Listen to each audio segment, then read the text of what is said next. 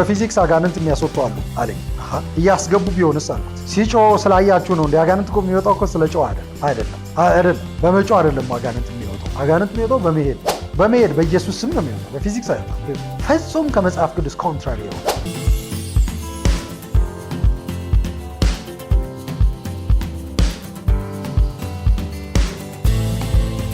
እንደምናችሁ ሰላም ናችሁ? ይህንን ዩቲዩብ ቻናል የምትከታተሉ ባላችሁበት በክርስቶስ ሰላም ላችኋለሁ። ጥንቆላ የሕዝባችን ጠላት በሚል ርዕስ ነው እስካሁን ስንነጋገር የመጣ ነው። ከዚህ በፊት የነበረውን ምዕራፍ አይታችሁ ሰምታችሁ ብዙ እንደተጠቀማችሁ፣ እንደተካፈላችሁ፣ ነፃ እንደወጣችሁ፣ እንደተባረካችሁ ከምንም በላይ ደግሞ ወደ እግዚአብሔር እውነት እንደመጣችሁና ያለፋችሁበት ያለውን ሕይወት እንደለያችሁ እንደተማራችሁ ተስፋ አደርጋለሁ። ይህንኑ ርዕስ ይዘን ጥንቆላ የሕዝባችን ጠላት በሚል ርዕስ እንቀጥላለን። ቀጣዩ ክፍል ከዚህ በኋላ ይቀርብላችኋል። እንድትከታተሉ ጋብዛችኋለሁ። መልካም ጊዜ።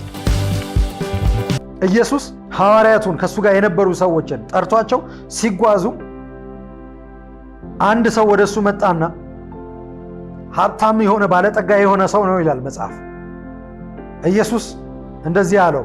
ማለት ኢየሱስን አስቀድሞ ይሄ ሰው እንደዚህ አለ፣ ጌታ ሆይ የእግዚአብሔርን መንግሥት እንድወርስ ምን ላድርግ? ምን ማድረግ አለብኝ ብሎ ጠየቀው። ኢየሱስ ከሕግ የተጻፈውን ፈጽም አለው። አትስረቅ፣ አታመንዝር፣ አትግደል፣ እነዚህን መሳሰሉ አለው። ይህን ከሕፃንነቴ ጀምሮ ስጠብቅ ነበር አለ። መጽሐፍ ሲናገር ግብዝ ስለሆነ ነው ይላል። እንደዛ ያደረገም የለም። እንደዛ ያደረገ ቢኖር የፈጸመ ቢኖር ኢየሱስ አይመጣም። ከዚህም በላይ ነው ደግሞ ሕጉ። ከ10 ሕግ ይኑር እንጂ ወደ 600 ምናምን ትእዛዛት አሉ፣ ስርዓት አለ፣ የአኗኗር ስርዓት አለ። አጠቃላይ አትሊስት ወይ በልብሱ ይሳሳታል፣ ወይ በአመጋገቡ ይሳሳታል። በአንዱ ፌል ያደርጋል። መፈጸም የሚችለው አይደለም። ሕጉ ለመኮነን እንጂ የተሰጠው ሕጉ ሰው ተስፋ እንዲቆርጥና በሕግ መዳን እንደማይቻል እንዲታወቅ ነው የተሰጠው። ሮሜ 5 ላይ ነው የሚለው። ከዛስ ሰው ሌላን መዳን ኤክስፔክት እንዲያደርግ ነው እግዚአብሔር ያዘጋጀው። እሱም ኢየሱስ ነው። ሕግ ወደ ኢየሱስ ለማመልከት ነው የመጣው። ለዚህ ነው ሕግና ነቢያት ይመሰክሩለታል የሚለው። ነገር ግን ይህ ሰው እንደዚህ አለ፣ ጠብቄያለሁ አለ። እንግዲህ ያውስ ኢየሱስ አንድ ነገር ይቀራል አለ። ምን አለ? ይህ ሰው ያለን ሁሉ ሸጥና ለድሆች ሰጥተህ እኔን ተከተለኛል። ይህ ሰው ሀብታም ባለጠጋ ስለነበር እያዘነ ሄደ። ከዛ ኢየሱስ እንደዚህ አለ፣ ሀብታም ወደ እግዚአብሔር መንግሥት ከሚገባ ግመል በመርፌ ቀዳዳ ቢያልፍ ወይም ቢሾልክ ይቀለዋል አለ ሲል ከእሱ ጋር ያሉት ታዲያ እንዴት ይቻላል አሉት። ካዲያ ማን ሊገባ ይችላል አሉት። ማን ሊገባ ይችላል ሲሉት ኢየሱስ እንደዚህ አለ፣ ለሰው የማይቻል ለእግዚአብሔር ይቻላል አለ። ምን ማለት ነው? ሀብታም ወደ ለእግዚአብሔር ማለት ነው። ለሰው አይቻልም። ሀብታም ወደ እግዚአብሔር መንግሥት መግባት አይችልም። ይኸውላችሁ የክርስትና ሕይወት ከባድ አይደለም። የክርስትና ሕይወት የማይቻል ነው። ኢምፖሲብል። ለእግዚአብሔር ብቻ ነው የሚቻለው። ወይም ደግሞ ወደ እግዚአብሔር መንግሥት መግባት ከባድና ጭንቅ አይደለም። የማይቻል ነው። የማይሆን ሰው አይችልም ወደ እግዚአብሔር መንግሥት በራሱ መግባት። ግን ለእግዚአብሔር ቀላል ነው። ኢምፖሲብል ነው ለሰው፣ ለእግዚአብሔር ግን ቀላል። ያንን ሊያሳይ ነው ኢየሱስ ለሰው አይቻልም ማለት።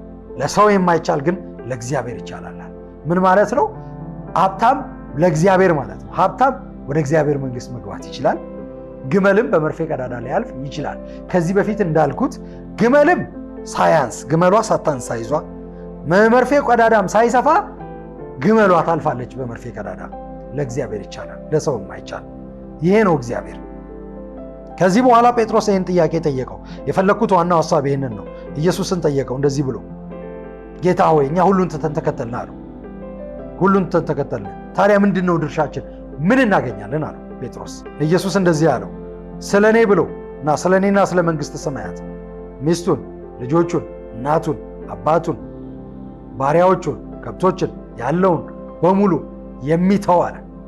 ሁሉን የሚተው ስለ እኔ ብሎ የሚተው ማለት ቫልዩ የማያደርግ መንግሥተ ሰማያትን ከዚህ በላይ ቫልዩ የሚያደርግ እኔን ቫልዩ የሚያደርግ ሚስትን ትተህ ሂድ ማለቱ አይደለም። ኢየሱስ እንደዛ ልጆችን በትናቸው አላቅላችሁም በላቸው እያለ አይደለም። ኢየሱስ ቫልዩ አድርግ፣ እኔን ቫልዩ አድርግ ካለው አለኝ ከሚለው ነገር ይልቅ መንግሥተ ሰማያትን ቫልዩ የሚያደርግ ካስፈለገም ደግሞ ያለውን ነገር የሚሰጥ ሀብቱን ቢሆን የሚሰጥ የሚሰዋ የሚተው ባሪያዎቹን የሚተው ሁሉን የሚተው በምድር 100 እጥፍ ምን 100 እጥፍ ባሪያ 100 እጥፍ ሚስት አይደለም እንደዛ አይደለም።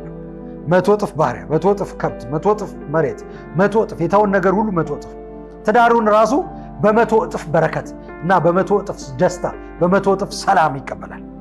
ትዳሩን ራሱ ልጆቹን ራሱ በመቶ እጥፍ በረከት ልጆቹን ይቀበላል። በሁሉ ነገር ይባረኩለታል። በምድር መቶ እጥፍ፣ በሰማይ የዘላለም ሕይወት ይኖረዋል አለ። ይህንን ኢየሱስ ነው ያለው። ቤተ ክርስቲያን ይህንን እውነት ትታችሁ ስለ ዘላለም ሕይወት ብቻ እያስተማራችሁ መቶ እጥፍን የሚፈልግ ልብ ለልጆች ለሰዎች እግዚአብሔር ሰጥቷል ኦልሬዲ። ያንን ልብ ኢኒሼት ያንን ልብ የሰጠው እሱ ነው። ልባችሁ ሰክሰስን ኢኒሼት ያደረገው ወጣቶች ልጆች እግዚአብሔር ነው።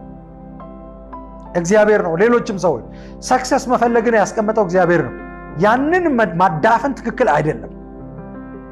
ለእግዚአብሔር በሚል ስም ያን ሰክሰስ ስኬትን የሚፈልገው ልባችሁን መግደል ትክክል አይደለም።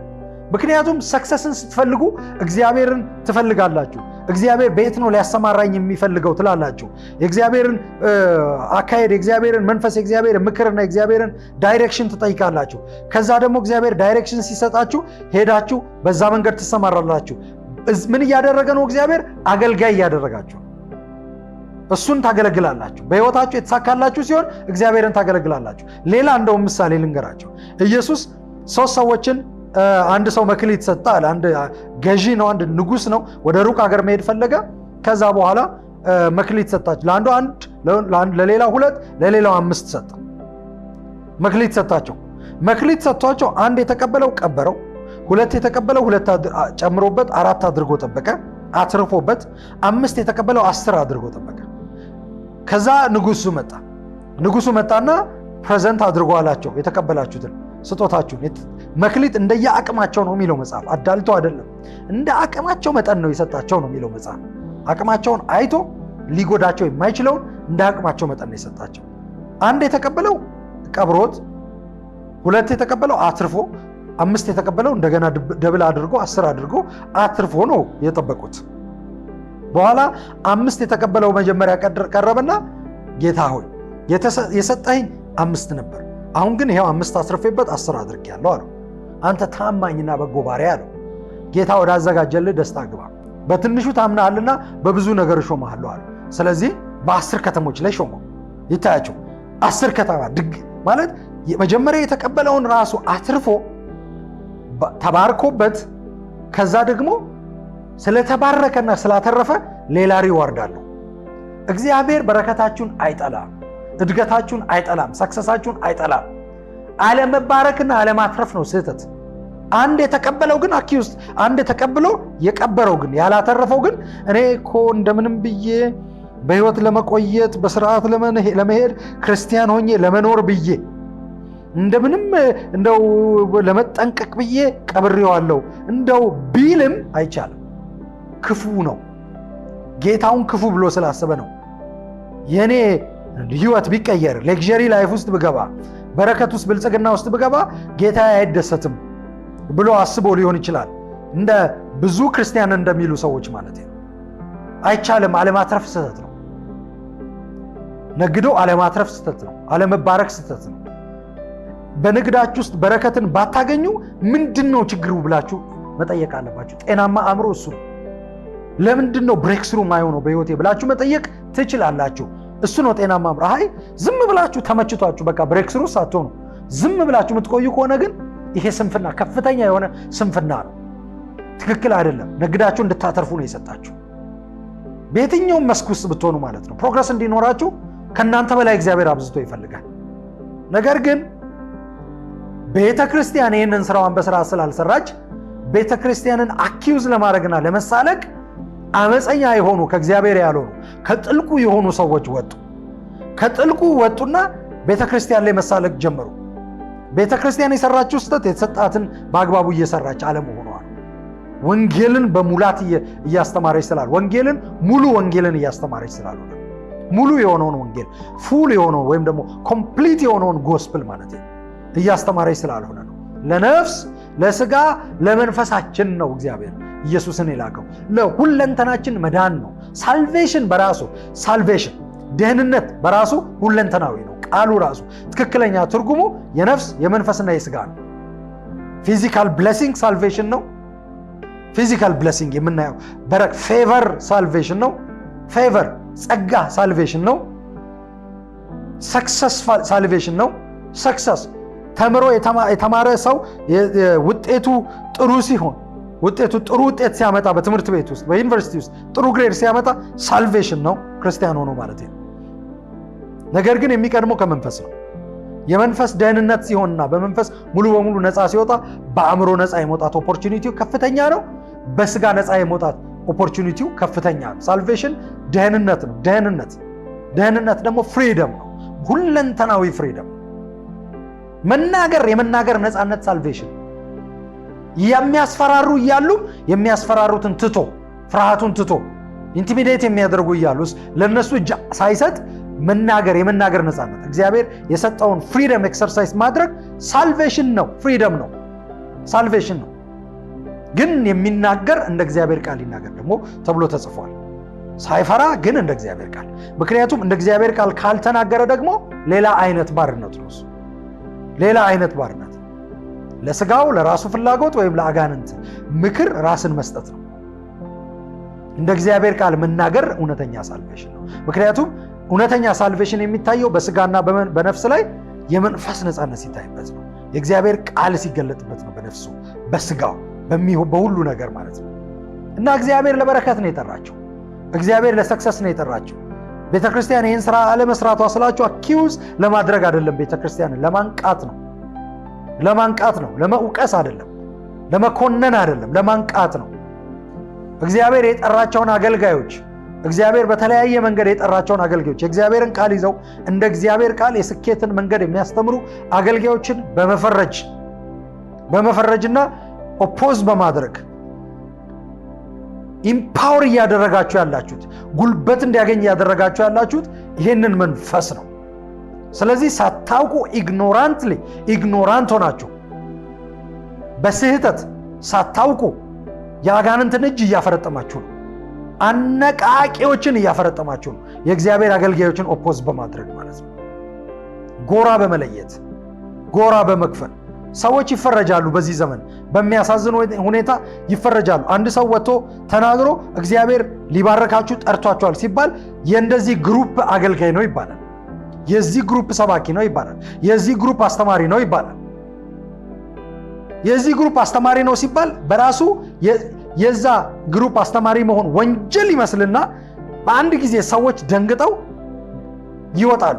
እውነተኛውን ትምህርት ስለማይቀበሉ እግዚአብሔር ባዘጋጀላቸው መንገድ ስለማይቀበሉ፣ ነገር ግን ልባቸው ሰክሰስን መፈለጉን ስለማያቆም ፓራሌል በሆነው መንገድ ደግሞ ይሰማራሉ። ለዛ ደግሞ የሚሆን መልስ ደግሞ ቤተክርስቲያን አትሰጥም። ዝም ነው የምትለው። በንቀት የተነሱባትን አእምሮ እንደሌላት አድርገው የሚያስቡትን። ይገርማል። ዛሬ የምትማርበት ዘመናዊ ሳይንስ እኮ በቤተ ክርስቲያን አማካኝነት ነው። ዳቪንቺ ከየት ነው የወጣው ታውቃለህ? ከካቶሊክ ነው የወጣው፣ ከቤተ ክርስቲያን ነው የወጣው። ታውቃለህ? ማርቲን ሉተር ከየት ነው የወጣው? ፕሪንቲንግ ማሽን ከየት ነው የወጣው? እነ ሼክስፒር ከየት ነው የወጡት? ጸሐፍቶች ከየት ነው የወጡት?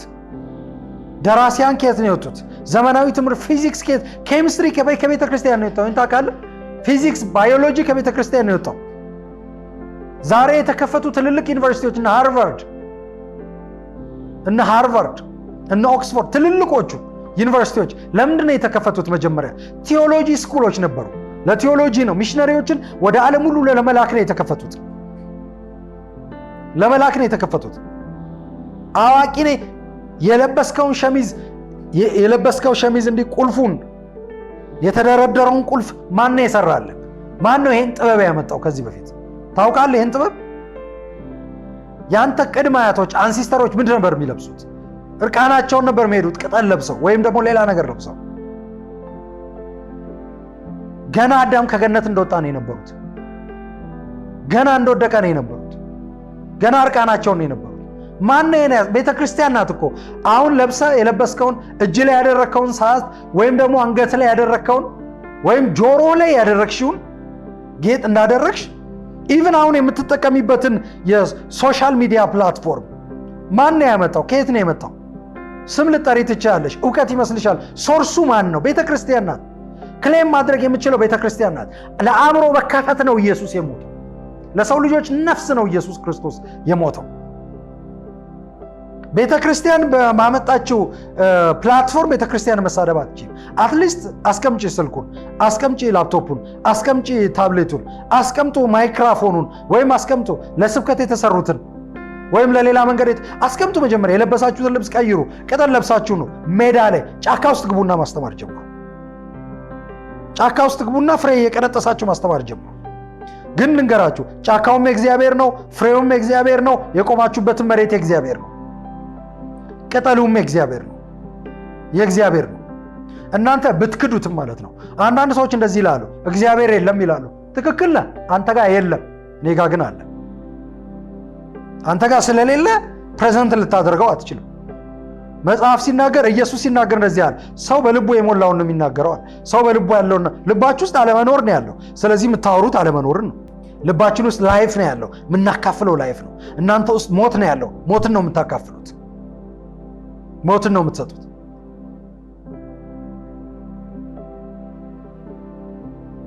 ያ በጣም ትራይባል የሆነ አቲቲዩድ ነው ያላቸው እንደዚህ አይነት ሰዎች። ይኸውላችሁ የብሔርተኝነት ጅማሮ ብዙ ሰው ቋንቋ፣ ነገድ፣ ደም ይመስለዋል። አይደለም።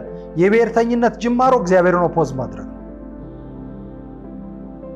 የመጀመሪያው ብሔርተኛ ሰይጣን ነው። የራሱን መላእክቶች ነው ይዞ የወደቀው። የራሱን እሱንና የራሱን መላእክቶች ነው ይዞ የወደቀው። ብሔርተኛ ብቻ አይደለም፣ ሱሳይዳል ነው። ራሱን ያጠፋ ነው። ሱሳይዳል ብቻ አይደለም፣ ሆሞሴክሹዋል ነው። የመጀመሪያው ሆሞሴክሹዋል ነው ሰይጣን። የመጀመሪያው ከራሱ ጋር ነው ግንኙነት ማድረግ የጀመረው። ከራሱ ጋር ነው ራሱን ነው ወርሺፕ ማድረግ የጀመረው። ራሱን ነው ከራሱ ማለት ከራሱ ነው እንትንን እርካታን ኤክስትራክት ማድረግ የጀመረው።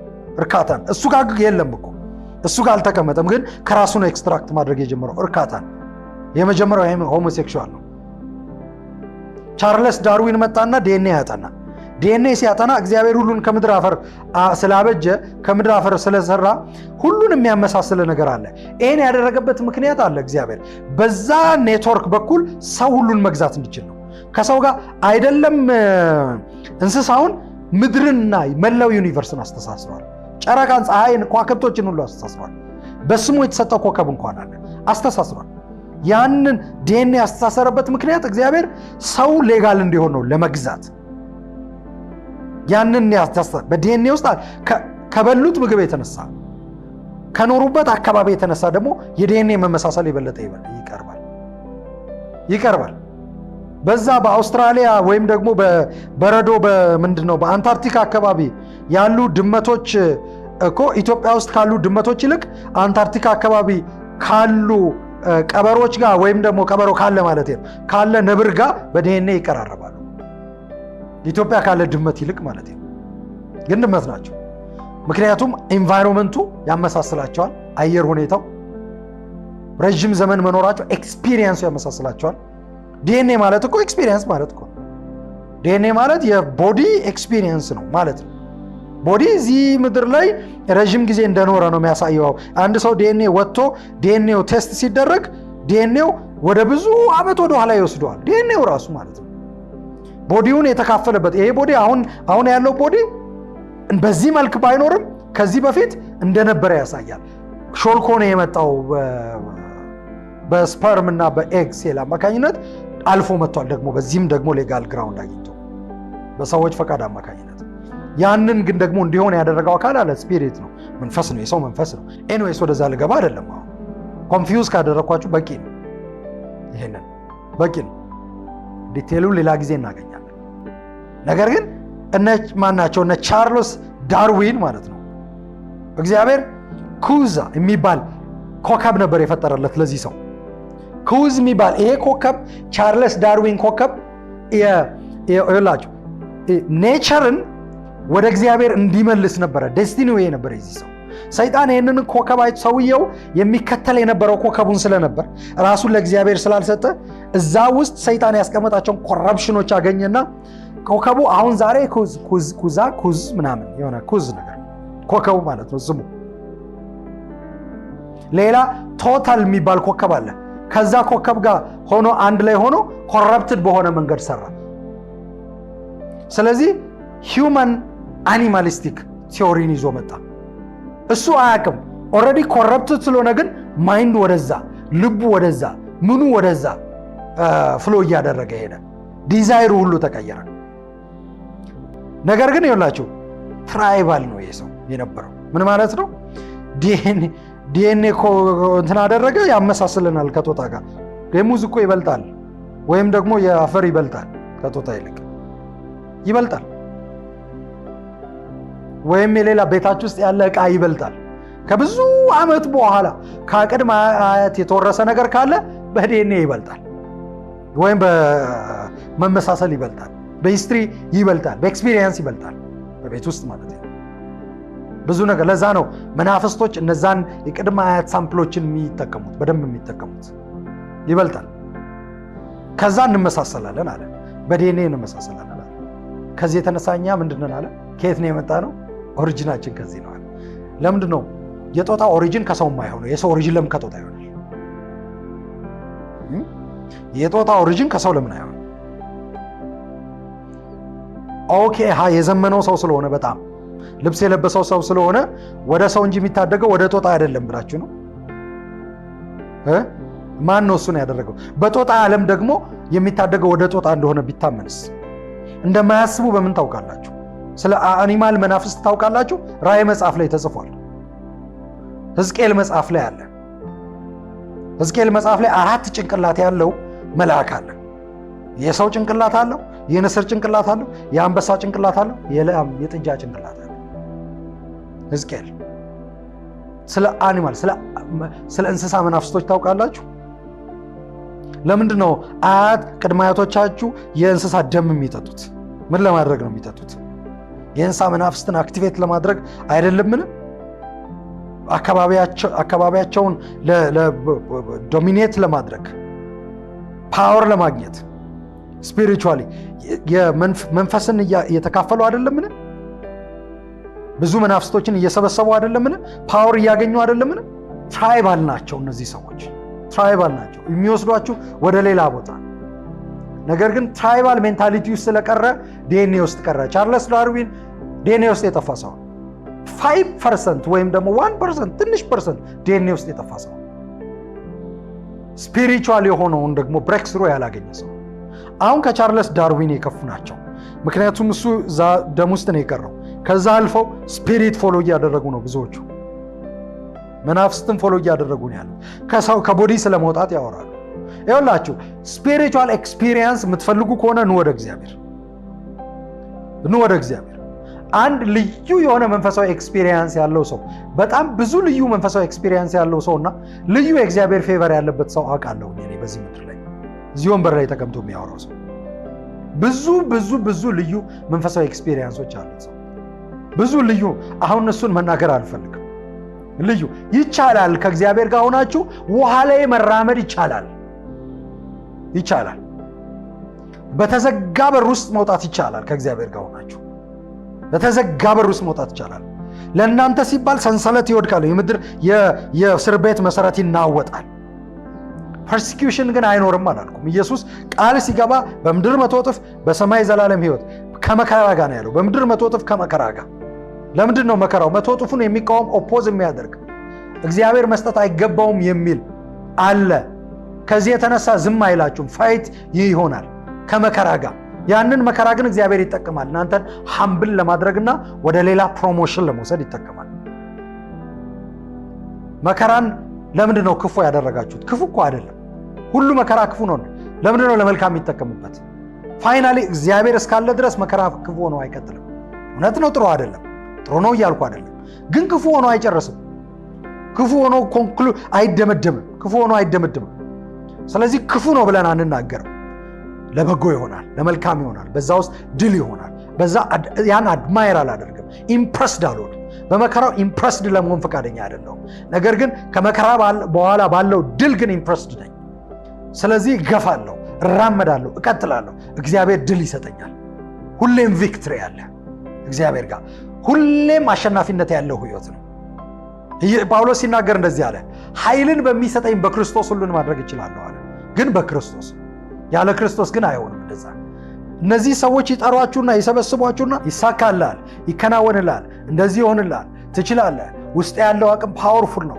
ኢነርጂ አለ፣ እንደዚህ አለ። የስበት ኃይል ተመኝ ታገኛለህ። ዩኒቨርስ ይሰጥሃል። ተመኝ።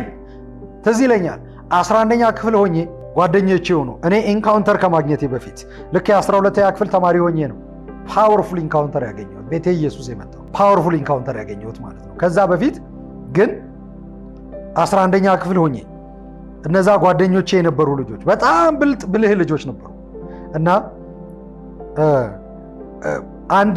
አንድ ሲዲ ያኔ እንግዲህ በሲዲ ነው እንግዲህ አሁን ያለው እንደዛ አይደለም። አሁን ስልክ ተጠቅሞ በዩቲዩብ ሁሉንም ማየት ይቻላል፣ ወይም ሶሻል ሚዲያ በቂ ነው። በሲዲ የሆኑ ሲዲዎችን ይዘው መጡ፣ ፓርት ያላቸው ሲዲዎች ይዘው መጡ እና እዛ ላይ ስለ ስበት ኃይልስ ፊዚክስ ነው ብለው ማለት ነው ፊዚክስ ነው ብለው በፊዚክስ አጋንንት አስወጣለሁ ወይም ደግሞ በፊዚክስ አጋንንት ያስወጣሉ አለኝ አንድ ሰው። እያስገቡ ቢሆንስ አልኩት። ሲጮ ስላያችሁ ነው እንዴ? አጋንንት እኮ የሚወጣው እኮ ስለ ጮህ አይደለም። በመጮ አይደለም አጋንንት የሚወጣው። አጋንንት የሚወጣው በመሄድ ነው።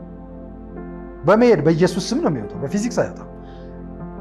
ፍጹም ከመጽሐፍ ቅዱስ ኮንትራሪ የሆነ ነው። ስለ መንፈስ አጋንንት ስለመውጣት ሲያወሩ ስለ ሳይንስ ሲያወሩ ስለሰማው ነው። ስለ ፊዚክስ ሲያወሩ ስለሰማው ነው። በፊዚክስ አጋንንት አይወጣም። 100% ልንገራችሁ አይወጣም። ነገር ግን አንዳንድ ጊዜ አጋንንቶች ይወጡ ይመስልና ትራንዚሽን ይሆናል። ትራንዚሽን ፔሪየድ አለ። የዴሞኒክ ሪልም ላይ በሰዎች ህይወት ላይ የሚሰሩ አጋንንቶች ትራንዚሽን ፔሪየድ አለ። መጀመሪያ ይሰሩ የነበሩ አጋንንቶች ለቀው ላይሄዱ ይችላሉ። አንዳንድ ጊዜ ለትንሽ ሞመንት ሊሆን ይችላል የመጡት፣ ትንሽ ፐርፐስ፣ ትንሽ አሳይመንት ተሰጥቷቸው ያን ሚሽን ሲጨርሱ ግን ትራንዚሽን ፔሪየድ አለ። ሌላ ይገባና እነሱ ይሄዳሉ። እነሱ ሲገቡ ሰውየው ላይፍ ስታይሉን ይቀይራል። የገባውን አጋንንት ላይፍ ስታይል ደግሞ ይመስላል ሰውየው ማለት ነው። የዛን ጊዜ የመጀመሪያው ላይፍ ስታይል ስለተቀየረ በፊዚክስ አጋንንት ወጥተዋል ልትሉ ትችላላችሁ። ትራንዚሽን ፔሪየዱን ተጠቅሞ ያንን አሰራር ሰይጣን ሊያመጣ ይችላል። ከዛ በኋላ ያ ከመጣ በኋላ ሰዎች በዚህ መንገድ ነፃ ወጥተዋል ብለው እንዲያስቡ ዲሲቭ ያደርጋቸዋል እንጂ አጋንንት በፊዚክስ አይወጣም። ፊዚክስ ራሱ ምንድን ነው? ቁጥር ራሱ ምንድን ነው? አንድ ምንድን ነው? ሁለት ምንድን ነው? አንድ ለምንድን ነው 1000 የማይሆነው? 3 የማይሆነው? 5 የማይሆነው? ለምንድን ነው 5 7 የማይሆነው? 7 ለምንድን ነው 1 100 የማይሆነው? ለምንድን ነው? አሁን ባለን ማይንድ ሴት ኤኒዌይስ አእምሯችሁ ይታደሳል። ነገሮችን የምታዩበት መንገድ ይቀየራል። ለምንድን ነው ሐሰተኛው ክርስቶስ ሲመጣ 6 ጊዜ 3 የሚሆነው? ምን ማለት ነው እሱ? እያንዳንዱ ቁጥር መንፈሳዊ ትርጉም አለው። አዎ በደንብ አለው።